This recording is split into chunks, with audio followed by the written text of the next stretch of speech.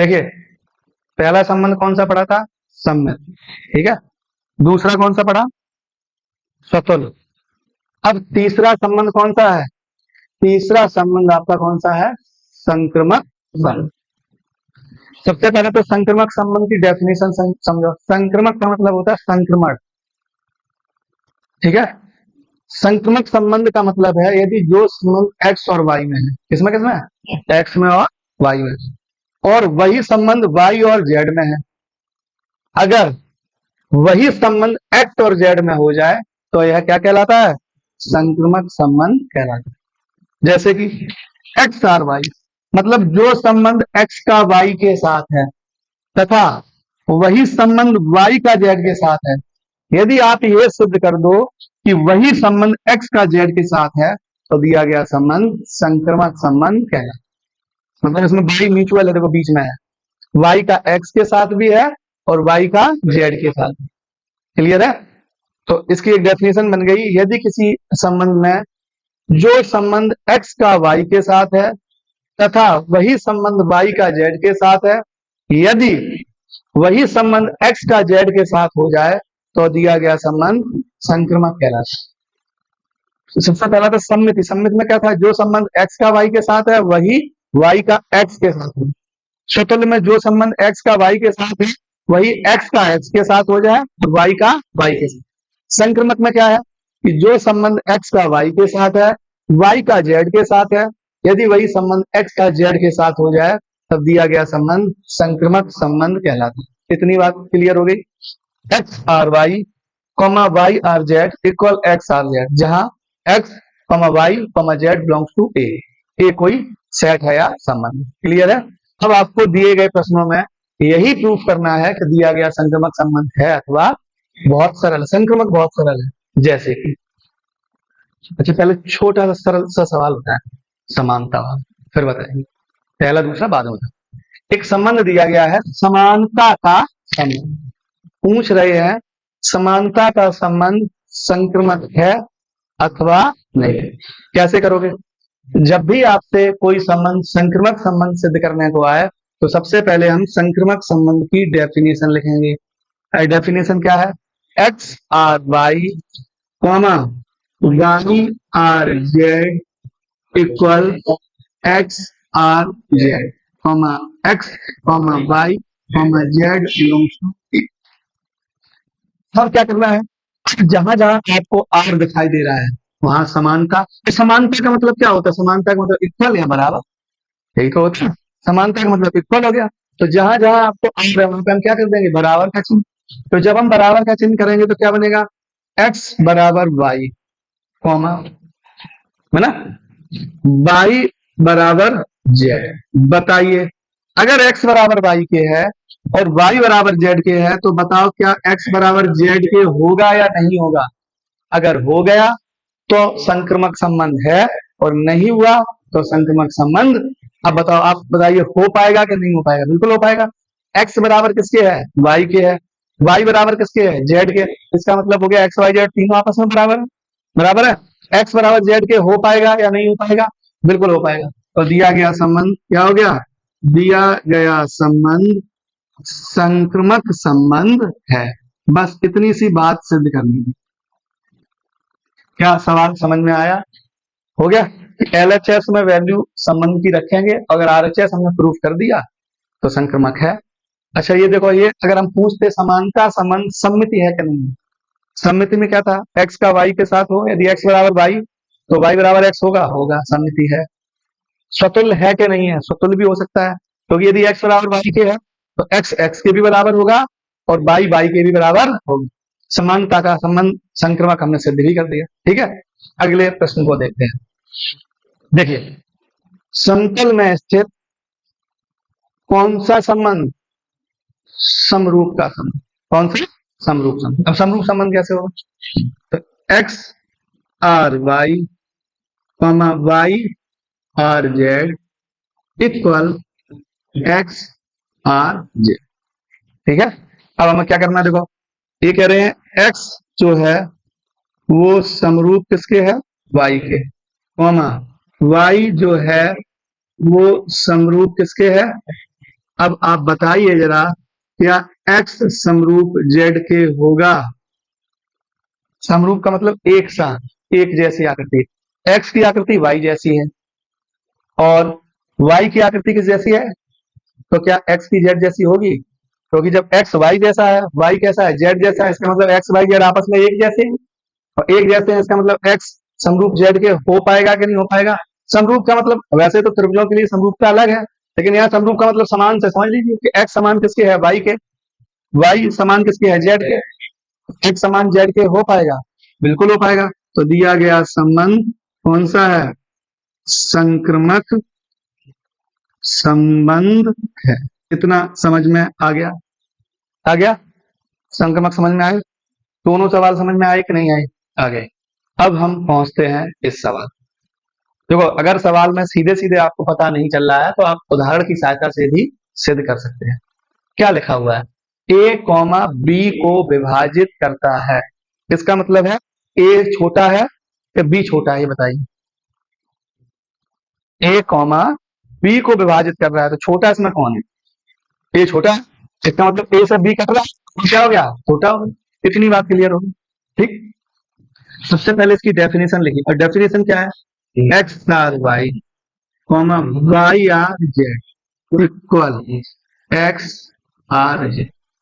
अब समझना, अगर x विभाजित कर रहा है इसे y, कॉमा अगर y विभाजित कर रहा है इसे, तो आपको क्या प्रूफ करना है? x विभाजित करता है किसे? अभी कम क्लियर हुआ, हो सकता है करता, हो सकता है ना करता। आप एग्जाम्पल ले लें। अब एग्जाम्पल हमने कैसे लिया? यहाँ पे लिख लिया हमने 3 R 9। देखो, 3 विभाजित किसे कर रहा है? 9 कर रहा है। अब अगला कहां से लिखेंगे? y से, मतलब 9 से, कॉमा 9 R 27। 3 विभाजित करता है 9 को, 9 विभाजित करता है 27 को। अब आप देख के बताइए, क्या 3 विभाजित करेगा 27 को? बिल्कुल करेगा। इसका मतलब दिया गया संबंध संक्रमक है। अब दूसरा एग्जाम्पल लेके देखिए, कि हमें 5 विभाजित करता है 25 को। ठीक है, हाँ। अब क्या लिखेंगे? 25 विभाजित करता है 50 को। तो बताइए, क्या 5 विभाजित करेगा 50? बिल्कुल करेगा। इसका मतलब दिया गया संबंध कौन सा हो जाएगा? संक्रमक संबंध है। इतना समझ में आ गया? संक्रमक संबंध समझ में आ गया? क्लियर है? ये वाला प्रश्न क्लियर हुआ कि विभाजिता संबंध संक्रमक होता है। ठीक है, अगला देखिए। धन पूर्णांकों में क्या लिखा हुआ है? a laser than equal b। ठीक है, थोड़ी देर के लिए हम बस क्या करेंगे? X R y comma y R z equal x R, x lesser than equal y, y lesser than equal z, x lesser than equal z. होगा या नहीं होगा? देखो, एक्स छोटा है वाई से, वाई छोटा है जेड से। इसका मतलब सबसे छोटा एक्स हुआ, बीच में वाई हुआ और सबसे बड़ा कौन सा हुआ? जेड। तो बताइए, क्या एक्स छोटा होगा जेड से? बिल्कुल होगा कि नहीं होगा? अगर उदाहरण ले लें, अब उदाहरण अगर डिजिट में लेंगे अंकों में, तो फिर उदाहरण 2 लेसर देन के साथ इक्वल साइन नहीं लग पाएगा। 2 छोटा 4 से तो है, लेकिन 2 4 के बराबर नहीं। तो वो हो जाएंगे अचर राशियां, और ये सब चर राशियां हैं। चर राशियों में साइन लग जाते हैं लेसर देन और इक्वल के। तो सीधा सीधा हम बोल सकते हैं कि दिया गया संबंध कौन सा? संक्रमक संबंध है। इतना समझ गए? कोई समस्या तो नहीं? देखो, इस सवाल को बहुत ध्यान से देखें कि जब भी हम उदाहरण दे रहे हैं तो पहला संबंध जिससे खत्म हो रहा है, अगला संबंध उसी से शुरू होना चाहिए, नहीं तो सवाल कैसा गड़बड़ है। ठीक है, नहीं तुम देखो 3 विभाजित है 9 से, यहाँ लिख दो, यहाँ लिख दो 13 विभाजित है, गलत हो जाएगा। ठीक है, 3 विभाजित करता है 9 को, तो अगला कहाँ शुरू होगा? 9 से। अगर 5 विभाजित करता है 25 को, तो अगला शुरू कहाँ से होगा? 25 से। क्लियर है? चलिए अगला देखिए। देखिए, अगला जिसमें वो क्या लिखा हुआ है? वो लिखा हुआ है S equal to a b c. एक समुच्चय में एस की वैल्यू दी गई है, फिर एक संबंध दिया गया है आर बराबर ए कॉमा बी, सी कॉमा ए, बी कॉमा ए और ए कॉमा सी। ठीक है, देखो अगर इस तरीके का हम प्रश्नों को हल करते हैं, सबसे पहले दिए गए प्रश्न के लिए हम डेफिनेशन लिख लेंगे। X R y, y R z equal x R और जेड। इतने में तो कोई समस्या है नहीं, है नहीं है। अब हम कैसे करेंगे सब, इसमें से कोई एक संबंध उठा लीजिए, कोई एक अवयव। हमने मान लीजिए ये अवयव उठा लिया, तो हम यहाँ लिख सकते हैं, देखो बेटा, कि a comma b belongs to R, हाँ या ना। ए कॉमा बी हमने आर से ही उठाया है।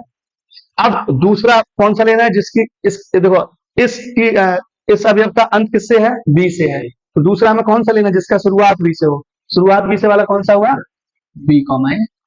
तो comma b comma a belongs to R, फिर काय का साइन आ जाएगा, इक्वल। जो दोनों में होते हैं वो कॉमन कैंसिल हो जाते हैं, यहाँ भी बी है, यहाँ भी ये बी से भी क्या होगा, कैंसिल हो गया। यही तो कर रहे हैं सब सभी संबंधों में। देखिए x comma y, y comma z, तो वाई वाई अगर कैंसिल मान लो तो कौन सा बचा, एक्स और जेड। तो वही तो इसमें करना है कि a comma b belongs to R, फिर b comma a belongs to R. अगर हम बी से बी को क्या मानना है, कैंसिल मान रहे, करना नहीं, बस हम मान के चल रहे हैं। तो यहाँ कितना बचा और यहाँ भी कितना बचा। अब हम देखेंगे क्या a comma a belongs to R आ रहा है, देखिए इसमें कहीं ए कॉमा ए है, तो does not belongs to R. इसका मतलब हो गया दिया गया संबंध कैसा नहीं है, संक्रमक नहीं। समझ में आया, इस तरीके के सवालों को हल करने का ये तरीका है। ऐसा नहीं लिखेंगे, डेफिनेशन लिख देंगे, उसके बाद क्या करेंगे, बिलोंग्स टू देख लेंगे। अगले देखिए सेम वही है। अब समझना दोबारा से, सबसे पहले संक्रमक संबंध की definition, x R y, y R z equal x R z. हो गई। अब इसमें एक अवयव उठाइए, कोई भी, मान लो हमने ये ले लिया, तो क्या हुआ, 1,4 बिलोंग्स टू आर। अब अगला कहां से शुरू होना चाहिए, 4 से। कौन सा लेंगे, 4,1 बिलोंग्स टू इक्वल, 4 से 4 हो गया, कैंसिल, कितना बचा, क्या 1,1 बिलोंग्स टू आर है। अगर है तो दिया गया संबंध संक्रमक है, और नहीं है तो दिया गया संबंध संक्रमक नहीं। तो वो तो नहीं हो रहा है, तो क्या लिखेंगे, दिया गया संबंध संक्रमक नहीं है।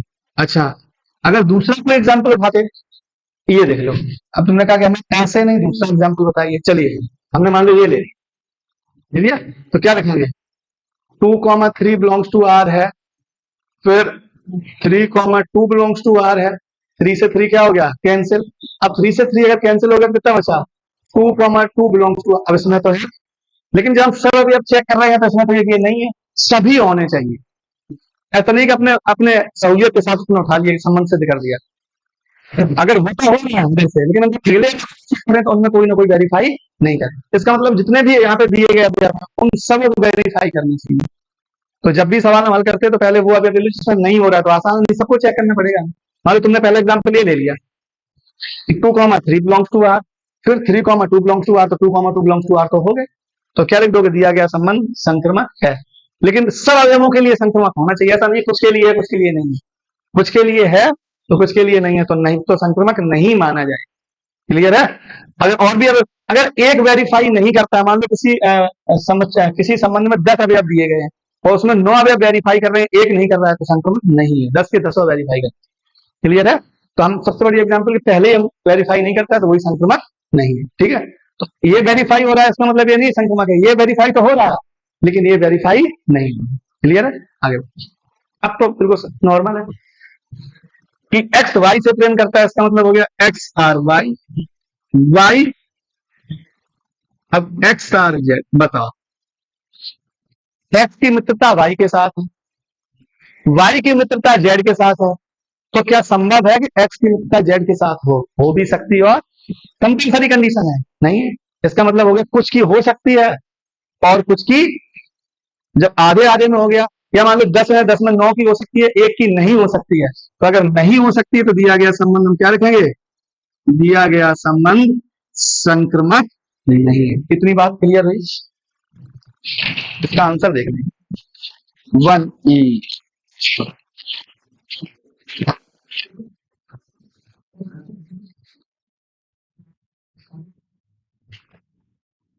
इसमें तो प्रूव करना है, तो दिखाओ कि दिया गया संबंध संक्रमक नहीं है। नहीं है तो नहीं, समझ गए। क्योंकि म्यूचुअल है इसका मतलब जरूर नहीं है